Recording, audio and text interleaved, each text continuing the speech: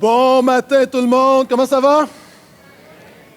Salut Terrebonne, content Terrebonne se joint à nous pour le message. La semaine passée, j'étais à Terrebonne. Encore une fois, vraiment, merci Seigneur de ce qui prend place là-bas. Super message de pasteur Maxime. J'ai pris des notes, donc je vais lui voler des punchs. Donc, je vous salue Terrebonne.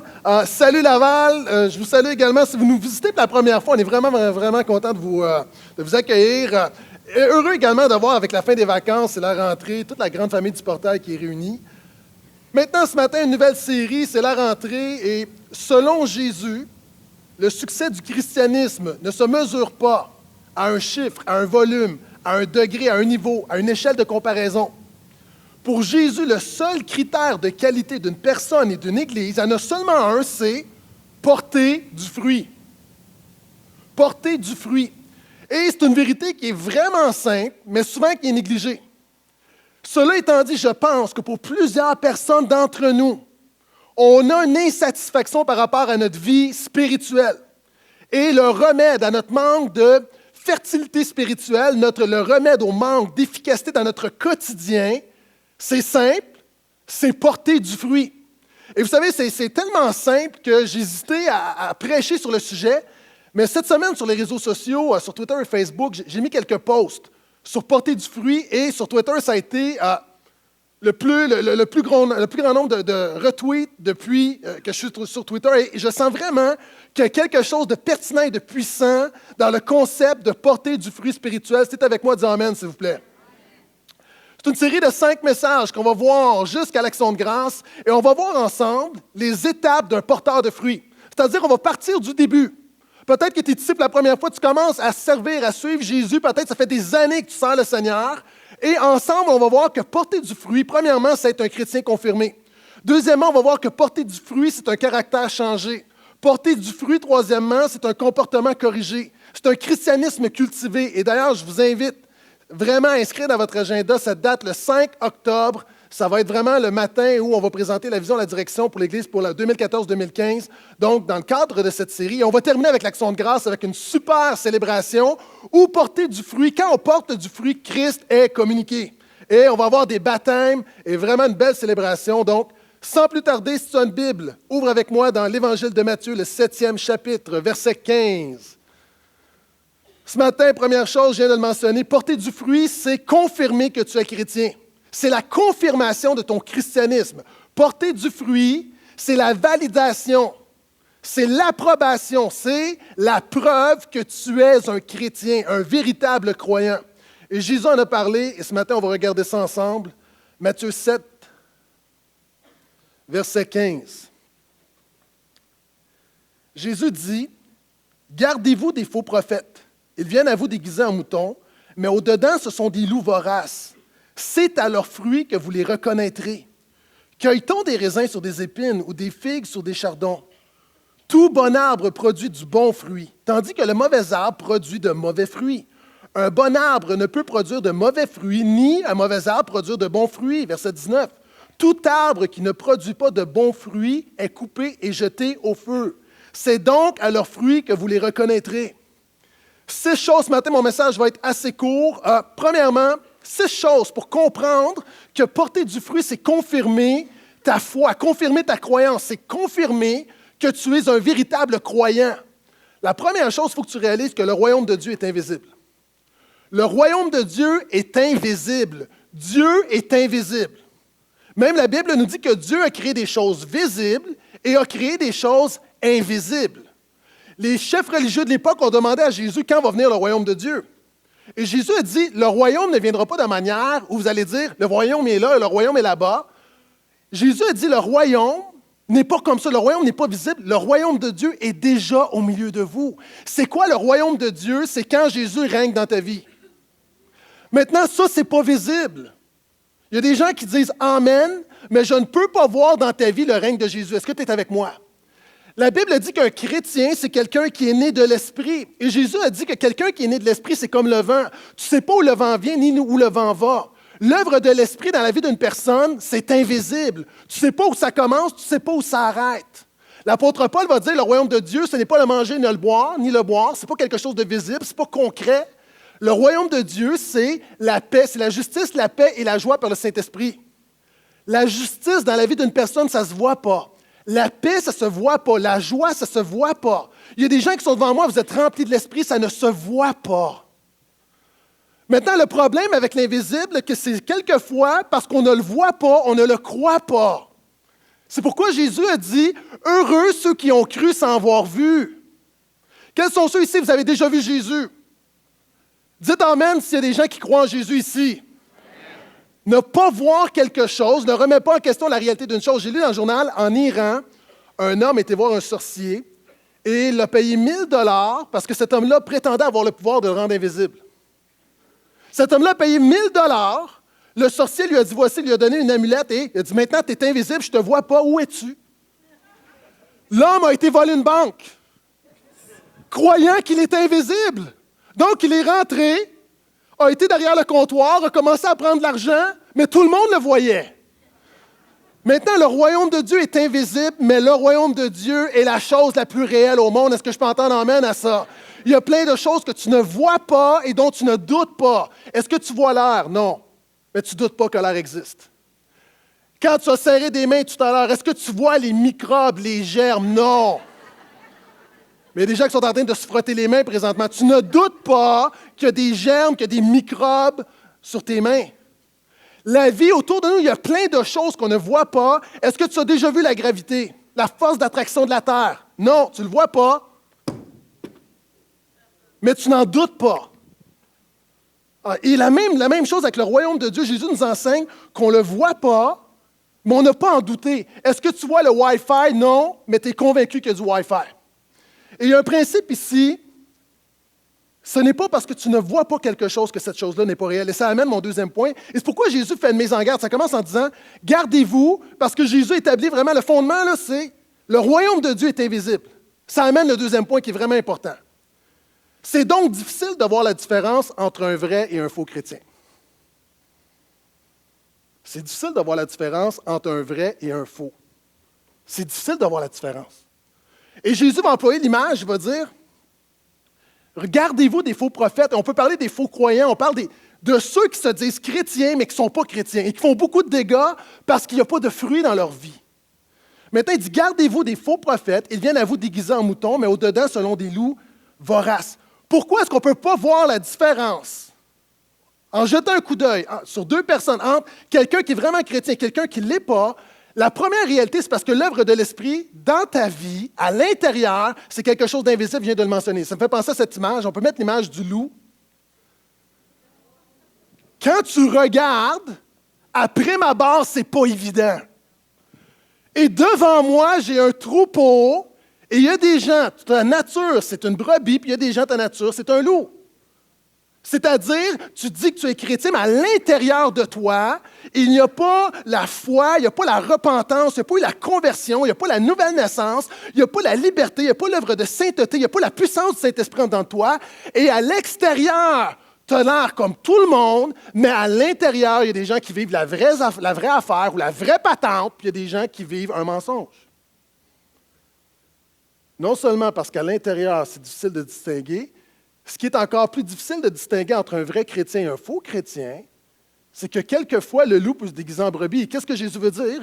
Jésus est en train de dire que tu peux te comporter en chrétien sans être un chrétien.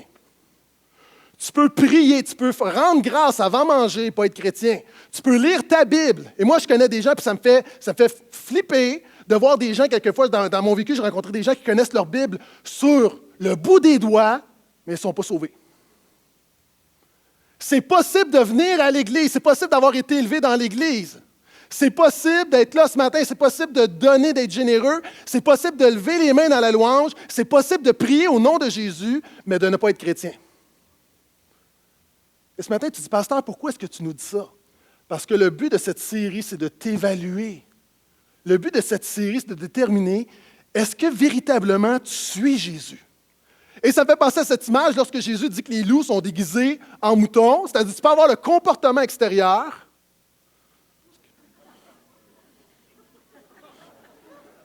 Voyez combien ça vous a pris du temps avant de le voir.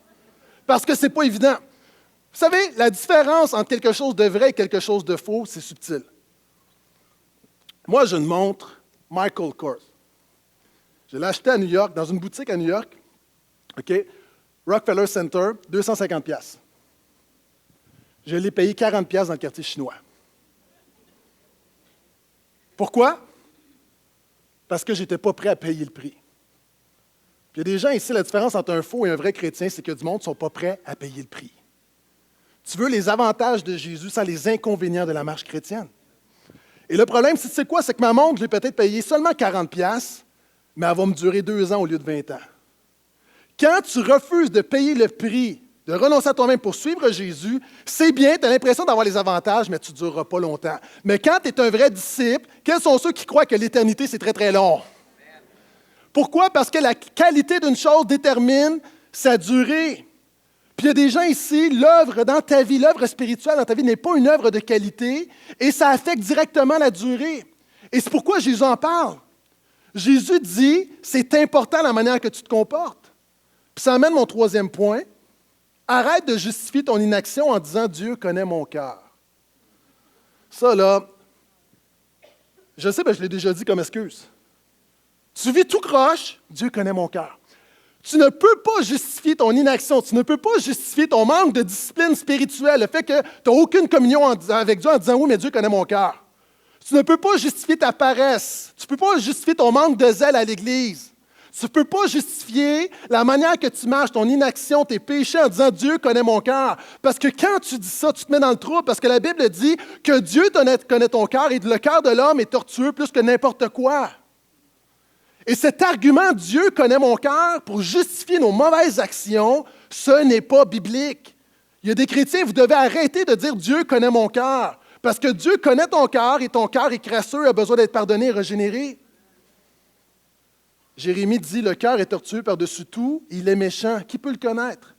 Moi, l'Éternel, j'éprouve les cœurs, je sonde les reins pour rendre à chacun selon ses voies, selon le fruit de ses œuvres. Je l'ai déjà dit, ça me surprend. Alors que nous, souvent, dans l'Église moderne, on dit, Dieu connaît mon cœur, Jésus connaît mon cœur. Hein, je suis tout croche, je n'ai pas de zèle, je n'ai pas de puissance spirituelle dans ma vie, je n'ai pas de sainteté, je n'ai rien, mais Dieu connaît mon cœur. Dans l'Apocalypse, Jésus, 5 fois à son Église, va dire, je connais tes œuvres. Je connais tes œuvres.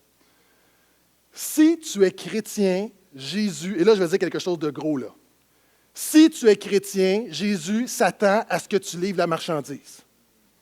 Si tu es chrétien, Jésus s'attend que ça paraisse dans ta vie.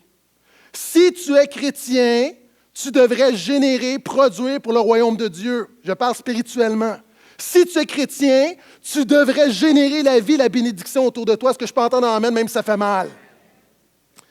Et on arrive au cœur du message. Pourquoi est-ce que je vous dis tout ça? Parce que Jésus a dit qu'un vrai chrétien se reconnaît par son caractère. Je répète, son caractère et son comportement. Un vrai chrétien se reconnaît par tout ce que tu es. Et Jésus a dit que toutes les facettes de ta vie révèlent si tu es un vrai ou tu n'es pas un vrai. Et ce matin, là, savez-vous, c'est quoi le piège? Il y a des gens qui ont lu des textes comme ça, on pense à plein de gens sauf à nous. On ne pense pas à nous, sauf à nous. Moi, ce matin, là, je veux juste qu'on soit honnête et qu'on se regarde. La parole est un miroir. Seigneur, sonde mon cœur. Dans cette série, sonde mon cœur. La dernière affaire qu'on a besoin, c'est de se faire croire qu'on porte beaucoup de fruits, puis qu'on est bon, puis qu'on est beau. Ce qu'on a besoin, c'est la vérité. Et ici, Jésus dit, un vrai chrétien se reconnaît à ses fruits. Il va dire, un bon arbre va produire quoi? Du bon fruit. OK, mes amis. Dites amen si vous croyez que Dieu est bon. Un bon Dieu a amené une bonne nouvelle. Est-ce qu'on s'entend? Si vous croyez que l'œuvre de Jésus, c'est une bonne nouvelle dans vos vies, si vous croyez que le fait que Dieu te fait grâce, que tu n'as pas besoin de gagner son amour, tu n'as pas besoin de faire des bonnes œuvres pour acheter ton salut, que Dieu t'accepte tel que tu es, il te fait grâce, il t'aime, il te pardonne, il te donne la puissance de changer et de vivre à sa gloire, si tu crois que c'est une bonne nouvelle, dis amen. Maintenant, selon Jésus, un bon Dieu produit une bonne nouvelle qui devrait produire un bon caractère. Quand tu justifies ton mauvais caractère en disant « je suis comme ça », Tu es en train de dire à ton entourage, tout le monde sait que tu es croyant et que tu as un mauvais caractère, tu es en train de dire que Jésus, c'est une mauvaise nouvelle. Et qu'ultimement, Dieu est un mauvais Dieu. Et alors qu'on veut gagner le Québec pour Jésus, le véritable problème, ce n'est pas Jésus, c'est nous. Parce que les gens, le message de Jésus, ça fait du sens pour plusieurs personnes. Hein, c'est comme, mais nous sommes représentants, et souvent par notre mauvais caractère, nous sommes un obstacle à l'avancement du royaume de Dieu. Dis amen juste pour m'encourager, pas parce que tu es content. Ah, c'est comme mes enfants, quand je vais reconduire mes amis, mes enfants chez leurs amis, je dis quelque chose que tous les parents vont dire. Je dis, OK, tu es poli, tu dis merci, s'il vous plaît, et je dis quelque chose avec plein d'amour, fais-moi pas honte. C'est pas comme, ne me fais guère honte. Non, c'est fais-moi pas honte. Quels sont des parents qui disent ça à leur enfant? Pourquoi? Parce que si tu te comportes mal, les gens vont penser que je suis un mauvais père. Puis savez-vous quoi? Quand tu es pasteur en plus, là, puis on n'est pas parfait, là, mais rapidement, tu peux passer d'un enfant mal commode à un mauvais père à un mauvais pasteur. Parce que la Bible dit, si tu n'es pas capable de tenir ta maison, comment tu peux tenir l'Église de Dieu? OK? La réalité, ma famille est tout croche, à sa portion de chaos, puis vous comprenez ce que je veux dire, là? Mais je dis à mes enfants, comporte-toi comme il faut, parce que ça rejaillit sur moi. Pourquoi nous, les chrétiens, on n'a pas ce sens de l'honneur de savoir que notre comportement, qui nous sommes, notre tempérament, notre caractère reflète qui Dieu est? C'est ce que Jésus est en train de dire. Jésus dit, ton caractère démontre qui tu es. Tes paroles démontrent si tu es un vrai chrétien. Jésus va dire dans un même contexte, il va dire, c'est de l'abondance du cœur que la bouche parle. OK, mon ami, si tu médites, tu sacs, tu chiales, tu te plains, tu mens, tu critiques, tu es en train de révéler l'état de ton cœur. Les gens vont dire, non, ça n'a pas rapport. Des fois, les gens vont dire quelque chose sous pression, puis vont dire, ah, mes paroles ont dépassé ma pensée. Non, tes paroles ont vraiment reflété ta pensée. Pourquoi? Parce que quand Jésus dit que c'est l'abondance du cœur que la bouche parle, c'est un peu comme un citron. Tu ne vois pas le jus dans le citron, mais quand il y a de la pression, tu sais s'il y a du jus dans le citron. Et souvent, sous pression, tu veux connaître vraiment le cœur d'une personne, mets-la sous pression. Parce que c'est là que le pas beau va sortir. Donc, quand on dit, mais non, en fait, c'est que généralement, tu es capable de te contrôler, mais là, sous pression, le filtre a sauté, puis c'est vraiment qui tu es. Donc, tes paroles, là, je m'adresse à des croyants, là, tes paroles révèlent vraiment ton cœur. Puis ça, on fait la distinction, en disant, non, Dieu connaît mon cœur. Oui, il connaît ton cœur. Tes actions démontrent si tu es un vrai chrétien, partout dans la Bible. Et ça, c'est très moderne de distinguer la croyance, notre foi, de nos actions. Partout dans la Bible, on appelle, lorsque tu crois quelque chose, on appelle à l'action. La Bible dit, Jacques va dire, par ta foi, je ne peux pas voir tes œuvres, mais par mes œuvres, je vais te montrer ma foi. C'est pourquoi Jésus a dit, celui qui croira, qu'est-ce qu'il va faire? Il va dire, béni soit l'Éternel? Non. Celui qui croira sera baptisé. Action. Ici, il y a des gens, tu crois que Jésus est sauveur, tu ne t'es pas fait baptiser, action. Porte du fruit. C'est la manière de démontrer que ton expérience est authentique. Partout dans la Bible, l'apôtre Jean va dire, n'aimons pas en parole seulement, mais aimons en action. Le péché. C'est pourquoi Jésus va employer, il y a un passage que les gens comprennent mal, quand Jésus va dire, si pour toi ton œil est une occasion de chute, arrache-le. Si ta main, pour toi, est une occasion de chute, coupe-la. Ce n'est pas littéral, mais Jésus est en train de démontrer que lutter avec le péché, ce n'est pas quelque chose que tu fais seulement dans ton cœur, ça se fait par des actions concrètes. Est-ce que je peux entendre amène à ça? Et c'est dans ce contexte-là que Jésus va dire, puis on peut l'appliquer dans plein de contextes, où Jésus va dire, celui qui convoite une femme, celui qui regarde une femme pour la convoiter, a déjà commis adultère. Et là, souvent, les gens vont dire, ben voyons donc, comme si 100% de la convoitise va finir en adultère. Évidemment, non. Ce n'est pas 100% des convoitises qui finissent en adultère, mais Jésus sait que 100% des adultères ont commencé par la convoitise. Ça, je trouvais que c'était bon, cette ligne-là, en passant dans mes notes, là. J'ai écrit ça, puis je trouvais que ça... C'est correct, si vous ne voulez pas m'encourager, je vais m'encourager. La Bible dit qu'un autre te loue et non ta bouche, mais quelquefois, les pasteurs ont le droit quand même de s'aider un peu. OK. Ce que Jésus est en train de faire, Jésus dénonce notre tendance à dissocier ce que nous sommes de ce que nous faisons. Et regardez ce qu'il va dire. Un mauvais arbre produit du mauvais fruit. J'ai des amis, là, vous êtes ici là, ce matin, là, puis vous n'avez pas fait un pas de foi pour Jésus, puis vous dites, oui, mais regarde à ma vie, je suis une bonne personne. Jésus est en train de dire que faire des bonnes actions ne fait pas de toi une bonne personne. Tu as besoin de régénération. C'est quoi? Tu as besoin d'une nouvelle naissance, tu as besoin d'une expérience avec Dieu où tu vas passer de la mort à la vie spirituellement. Et je le répète depuis des années, le cœur du christianisme n'est pas un bon comportement, n'est pas une bonne éthique, n'est pas une bonne doctrine. Le cœur du christianisme, c'est la bonne nouvelle d'un cœur changé et transformé par la grâce de Jésus. Ça commence par l'intérieur. Ça commence par l'intérieur. C'est pourquoi le prophète Ézéchiel va dire, et c'est Dieu qui le dit par la bouche du prophète Ézéchiel, il viendra un temps, puis il voyait Jésus. Je mettrai en vous un cœur nouveau, un esprit nouveau. J'enlèverai votre cœur de pierre et vous donnerai un cœur de chair. Dieu va t'amener à la vie. Et ce texte-là, Jésus nous dit non seulement tu peux faire de bonnes actions, ne fait pas de toi une bonne personne, mais il va dire également, il va parler aux croyants, être chrétien n'excuse pas tes mauvaises actions. Pourquoi il dit un bon arbre produit de bons fruits? Puis il y a des gens qui sont devant moi, je vous dis, des amis, vous avez besoin de nouvelles naissances, vous avez besoin de venir à la croix de Jésus, vous avez besoin de Jésus, de vivre la vraie affaire. Savez-vous quoi? Il y a des gens, tu es devant moi, là, tu es chrétien, mais tu as besoin de sanctification, tu as besoin de transformation, tu as besoin de libération, parce que présentement, tu ne vis pas l'Évangile. Jésus ne nous sauve pas par grâce afin que nous puissions vivre dans la disgrâce, a dit quelqu'un.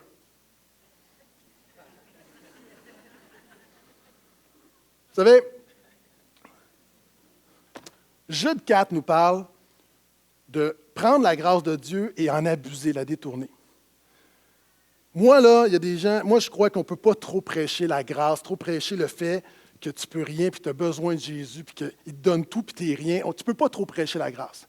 Il y a un danger, par contre, c'est d'abuser de la grâce. Et moi, je ne vais pas moins prêcher la grâce parce que des gens abusent de la grâce. Je vais prêcher la grâce, mais je vais te mettre en garde d'abuser de la grâce, par exemple. Et cette histoire, j'ai déjà racontée d'une petite fille. Vous savez, dans l'ancien temps, lorsque tu voulais du lait, tu allais, par exemple, au magasin général, tu avais ton pichet. J'en ai un d'ailleurs. Tu avais ton pichet, puis tu allais, puis on te donnait du lait. Puis une petite fille, elle arrive, puis elle a son lait, puis une famille pauvre, puis elle revient, boum! Échappe le pichet avec le lait à terre. Là, elle commence à pleurer.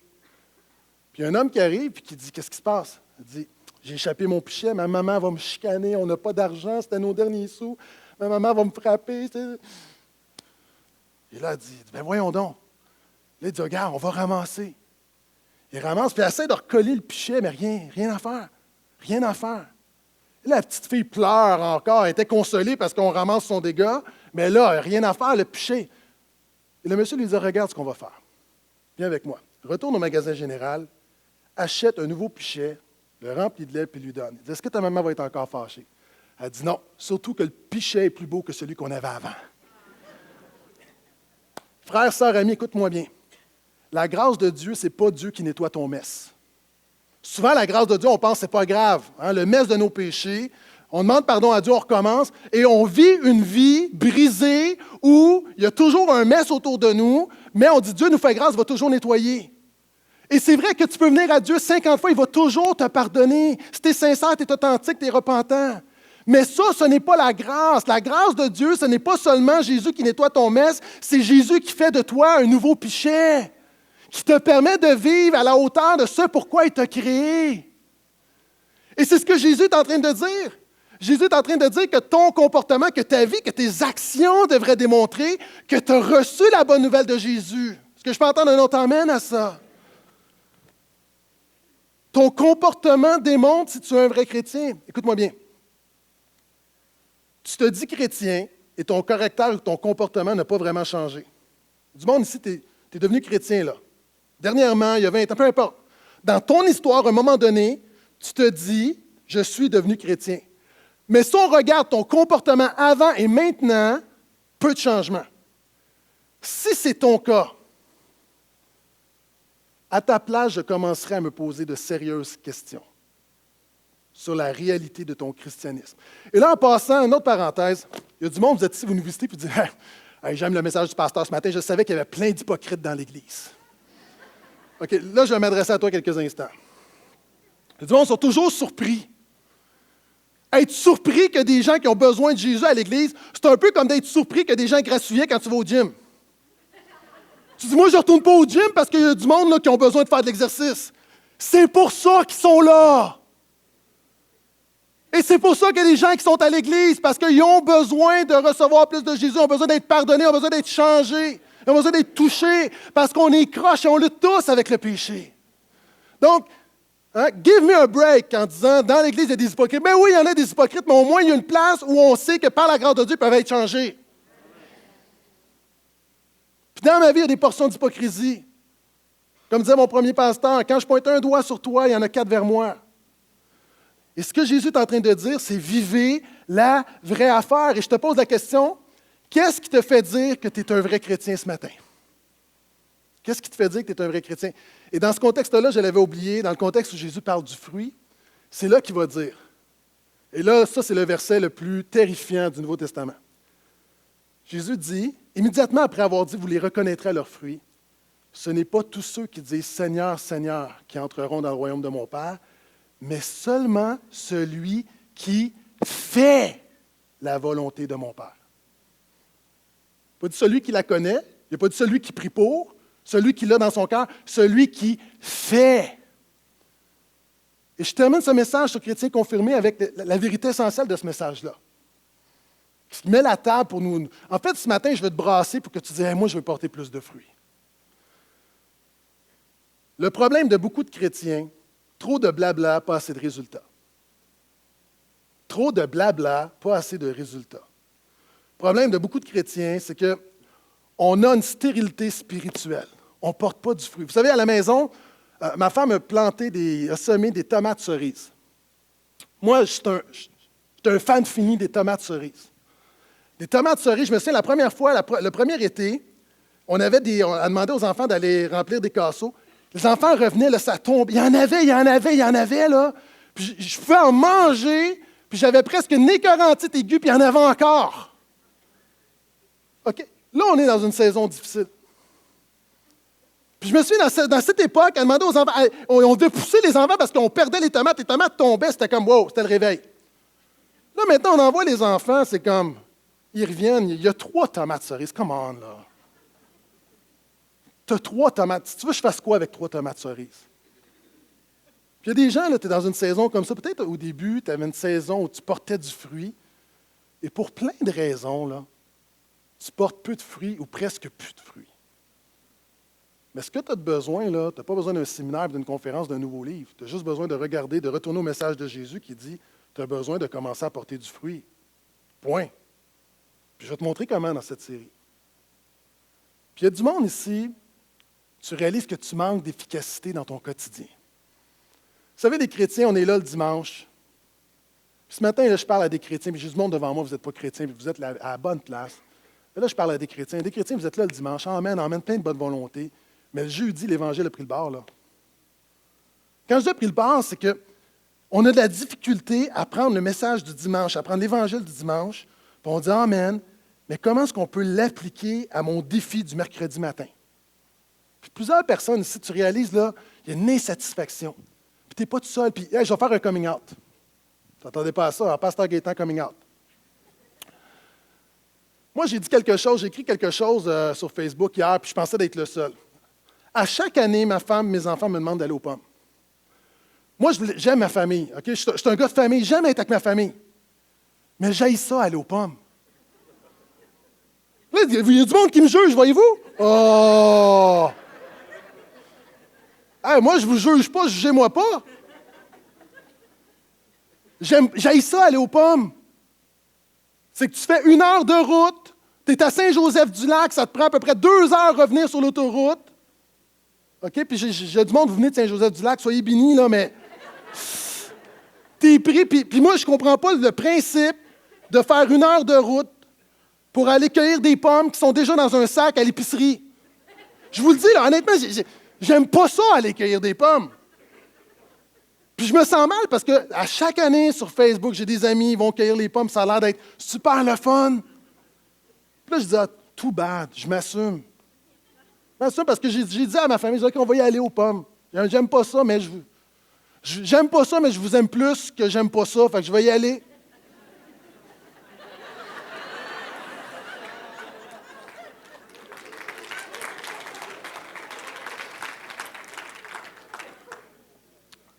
Mais ce que j'ai réalisé sur Facebook, c'est qu'il y a plein de monde qui ont dit « Mon mari est pareil ». Savez-vous quoi? J'ai réalisé que je n'étais pas le seul. J'étais pas le seul. Puis ce matin, tu m'entends, puis Dieu est fidèle à sa parole, puis je suis convaincu que le Saint-Esprit frappe à la porte de ton cœur, puis il y a des affaires. Puis là, tu te sens peut-être pas super confortable, mais tu n'es pas le seul. Il y a plein de gens ici ce matin qui ne portent pas assez de fruits ou qui ne portent pas de fruits et qui ont besoin de revenir à Jésus. Donc, le dernier principe, et je termine avec ceci, c'est porte du fruit. Porte du fruit. Et je reprends mon pot, puis c'est l'image de cette série. J'ai lu quelque chose et ça m'a vraiment inspiré pour cette série. Il y a un fermier, puis je termine avec ceci. Il y a un fermier qui a planté des citrouilles. Un jour, il arrive, puis il y a une petite citrouille, puis il voit à côté, il y a un pot maçon comme ça qui traîne dans son champ. Il décide de faire une expérience, prend la petite citrouille et la met dans le pot. Il l'oublie là. À la fin de la saison, on revient, puis là, les citrouilles sont énormes. Elle va oublier, puis revoit le pot, et surprenamment, la jarre n'est pas brisée. Le pot n'est pas brisé. La citrouille s'est développée, mais a pris la forme du pot. Contenu. Petite citrouille, alors que la citrouille pourrait devenir comme 10 fois plus grosse, mais a pris la forme et a été limitée par la taille. Et pour moi, ça, c'est l'expérience de beaucoup de chrétiens de notre Église. Il y a un fruit, la lumière de Jésus passe, mais il y a des barrières invisibles qui nous empêchent de grandir. Et le but de cette série, c'est de briser le pot. Il y a du monde, tu sais quoi le problème, c'est que puis je vais t'enseigner les barrières qui t'empêchent de grandir. C'est-à-dire, tu as un petit fruit, puis oui, j'ai le fruit de la nouvelle naissance, j'ai le fruit de la marche de Jésus, avec Jésus, mais tu es limité. Tu es limité. Puis ce matin, là, je vais être simple, je vais être bref, je veux juste te défier à briser le pot. À dire, ce matin, là, je veux briser le pot. Savez-vous ce qu'on va faire? On a changé notre planning. Savez-vous pourquoi? Parce qu'on veut aller à la parole plus rapidement, mais on veut se laisser plus de temps après la parole. Pour justement aller dans la présence de Dieu, prier, louer. Souvent, une de mes grandes frustrations, c'est qu'on termine, on voit l'heure, on n'a pas le choix parce que les enfants, il faut qu'il y ait le changement de chiffre. Et là, on s'est dit, OK, on va changer, on va s'arranger pour se donner plus de temps. Maintenant, ce matin, c'est un mauvais matin pour se donner plus de temps parce qu'on veut prier pour les enfants. Mais ce que j'aimerais, par contre, j'aimerais quand même qu'on prenne le temps de rechanter, de chanter un chant. Et je vais te défier, si ce matin, tu dis, moi, je veux porter plus de fruits, je vais te demander de t'avancer, puis on va juste se présenter devant Dieu pour dire, Seigneur, viens briser. Et là, écoute-moi bien. Il y a du monde ici, tu es gêné, tu es timide, tu es blasé. Tu dis, oh non, moi, je ne m'avance pas. Comment tu peux t'attendre à ce que tu aies la foi de briser le moule si tu n'es même pas capable de briser le moule que je te demande de briser ce matin? Donc, je sais, à Terrebonne, ça ne sera pas évident. À Terrebonne, je vais vous demander de vous lever et de juste louer le Seigneur. Mais est-ce qu'on peut tous ensemble dire, Seigneur, en ce début de série, dans cette rentrée, viens briser ce qui m'empêche de grandir et je veux porter du fruit à la gloire de Jésus. Amen.